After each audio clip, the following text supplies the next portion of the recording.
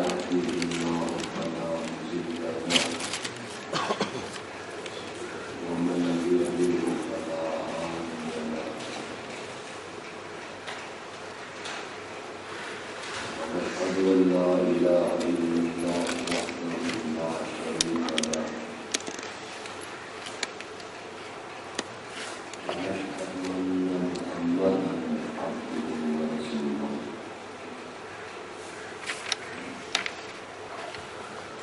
أرسله بالحق بشيرا ونذيرا وداعيا إلى الله بإذنه وسراجا منيرا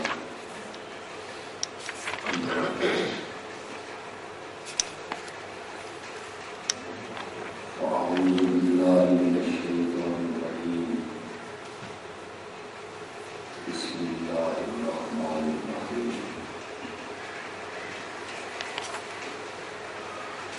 الحمد لله رب العالمين الرحمن الرحيم مالك يوم الدين إياك نعبد وإياك نستعين اهدنا الصراط المستقيم صراط الذين أنعمت عليهم غير المغضوب عليهم ولا الضالين اللهم صل على محمد وعلى آل محمد كما صليت على إبراهيم وعلى آل إبراهيم إنك حميد مجيد اللهم بارك على محمد وعلى آل محمد كما باركت على إبراهيم وعلى آل إبراهيم إنك حميد مجيد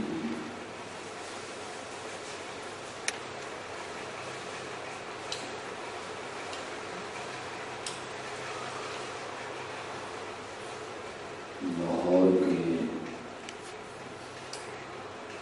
ہمارے جماعتی احباب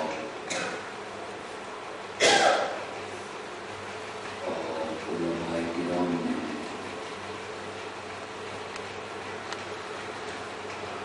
پانچ روزہ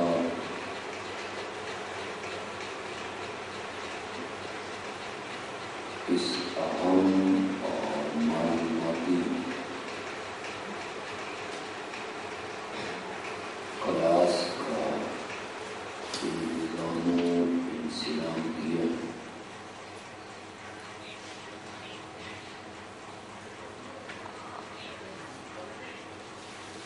جس کے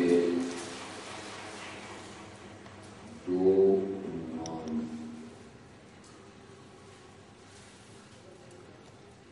اشتہار میں تجویز کیے گئے خلاصۃ القرآن اور مسئلہ الہ کی تشریح اور وضاحت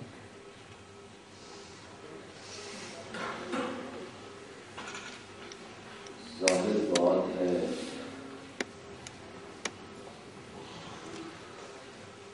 کہ یہ دونوں عنوان اتنے وسیع ہیں کہ چند گھنٹوں میں ان کو بیان کرنا یا ان کا احاطہ کرنا کسی کے بس کی بات نہیں ہے۔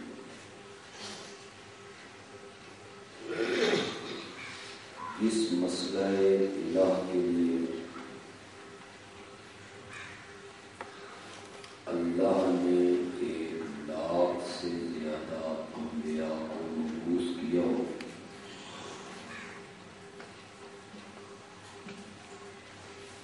اور آسمانی کتاب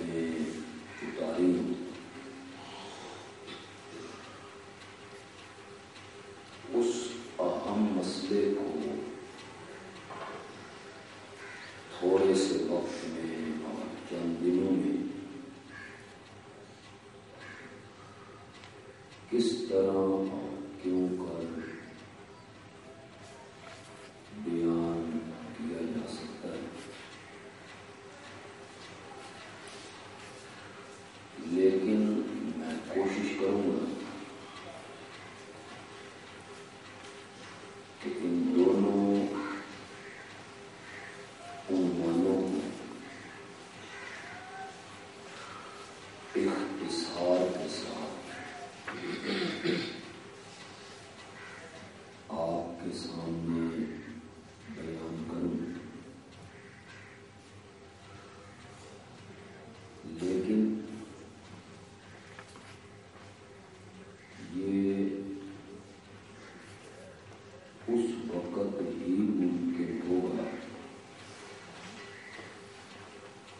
جب میرا اللہ مجھے اس کی توفیق دے گا۔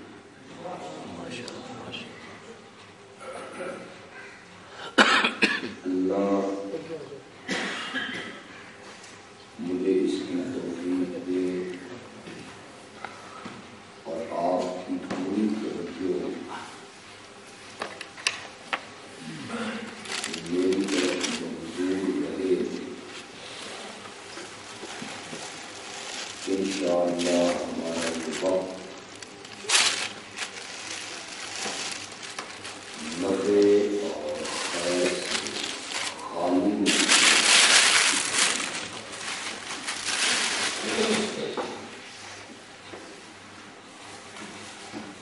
میں بلا تمہید اس کا آغاز کرنا چاہتا ہوں۔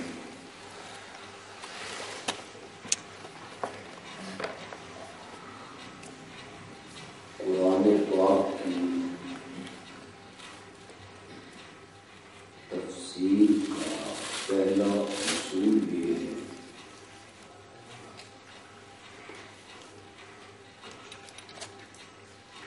کہ قرآن پاک کی کسی آیت کا وہی معنی اور مطلب مراد ہوگا جو قرآن پاک نے کسی اور جگہ پہ خود بیان کی ہے۔ القرآن یفسر بعضہ بعضا، قرآن اپنے کچھ حصے کی تفسیر خود کرتا ہے۔ میں اس پر زیادہ مثالیں پیش نہیں کروں گا، صرف ایک مثال پیش کرتا ہوں۔ سورۃ الفاتحہ میں ہم نے ایک دعا مانگی، اہدنا الصراط المستقیم۔ اس کی تھوڑی سی تشریح فاتحہ میں ہوئی، صراط الذین انعمت علیہم،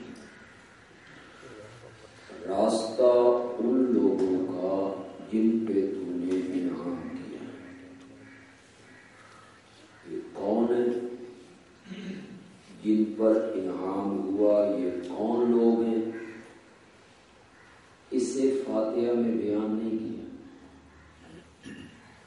اسے جا کے سورۃ نساء میں بیان۔ اولئک الذین انعم اللہ علیہم من النبیین والصدیقین والشہداء والصالحین۔ انعام یافتہ لوگوں میں پہلے نمبر پہ انبیاء ہیں، دوسرے نمبر پہ صدیقین ہیں، تیسرے نمبر پہ شہداء ہیں، اور چوتھے نمبر پہ صالحین ہیں، اولیاء اللہ ہیں۔ تو قرآن خود تفسیر کرتا ہے اپنی۔ سب سے پہلے تفسیر کا اصول یہ ہے کہ قرآن پاک ہی میں سے دیکھیں گے کہ اس آیت کی مراد اور معنی اور مفہوم کیا ہے. اور تفسیر کا دوسرا اصول یہ ہے کہ اگر قرآن نے خود اس کی تفسیر نہیں کی تو اس کی تفسیر کرنے کا پہلا حق جو ہے وہ حضرت محمد رسول اللہ صلی اللہ علیہ وسلم ہے. آپ کے جو 4 منصب قرآن میں ذکر کیے گئے، جسے حضرت ابراہیم علیہ السلام نے اپنی دعا میں ذکر کیا اور سورت آل عمران میں اللہ نے اس کو بیان کیا، یتلو علیہم آیاتک ویعلمہم الکتاب والحکمت ویزکیہم. ان کو تیری آیتیں پڑھ پڑھ کے سنائیں، ایک ڈیوٹی. وَيُعَلِّمُهُمُ الْكِتَابَ، اور انہیں کتاب کی تعلیم دے، وَالْحِكْمَةَ، اور انہیں حکمت کی باتیں سکھائے، وَيُزَكِّيهِمْ، اور انہیں قرآن کی تلاوت اور تعلیم اور حکمت کے ذریعے اتنا پاکیزہ کر دے ان کے دلوں سے کفر کو، شرک کو، نفاق کو، منافقت کو، رسوم و رواج کو، گناہوں کو اس طرح نکالے کہ وہ لوگ اتنے پاکیزہ ہو جائیں کہ دامن نچوڑ دیں تو فرشتے وضو کریں اور اللہ کو آسمانوں سے اعلان کرنا پڑے رضی اللہ عنہم ورضوا. تو پیغمبر کی دوسری ڈیوٹی یہ ہے کہ وہ کتاب کی تعلیم دے، تلاوت بھی کرے اور تعلیم بھی دے. تو مراد یہ ہے کہ قرآن پاک کی آیات کی وہ پیغمبر تشریح کرے، تفسیر کرے اور حکمت کی باتیں بتائے. یہاں میں رک کے ایک بات کہنا چاہوں گا. یہ جو پیغمبر کی ڈیوٹیاں یہاں ذکر ہوئی ہیں ان میں پہلی ڈیوٹی یہ ہے کہ قرآن کی تلاوت کرے. وہ تو یہ قرآن ہمارے پاس موجود ہے جس کی نبی پاک تلاوت کرتے تھے اور پڑھ پڑھ کے سناتے تھے. یہ جو کتاب کی تعلیم ہے اور حکمت ہے یہ کہاں سے ملے؟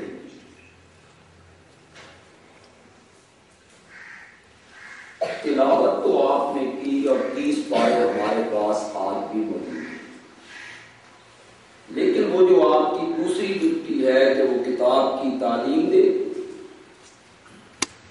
اور حکمت کی باتیں بتائے، یہ نبی پاک نے قرآن کی تعلیم دی یا نہیں دی؟ کیوں بڑھا رہے ہیں؟ آپ کو آواز آ رہی ہے؟ جی کیا ضرورت ہے؟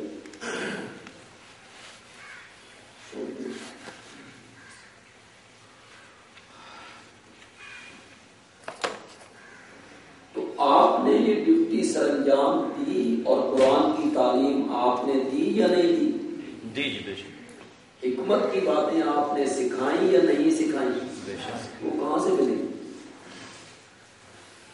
جو لوگ یہ کہتے ہیں کہ اللہ کا قرآن ہمارے لیے کافی ہے اور احادیث کی کوئی ضرورت نہیں،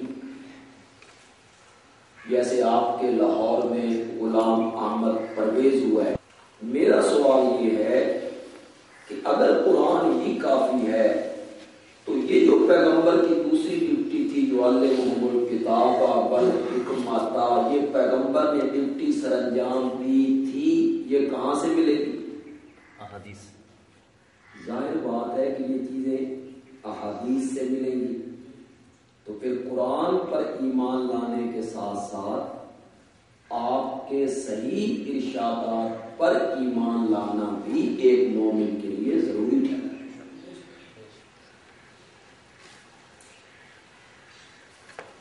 تو یہ دوسرا اصول ہے قرآن پاک کا کہ آپ اس کی تفسیر کیا فرمائیں۔ چنانچہ بہت ساری مثالیں موجود ہیں کہ آپ نے قرآن پاک کی آیات کا مفہوم اور مطلب اپنے صحابہ کو بتایا اور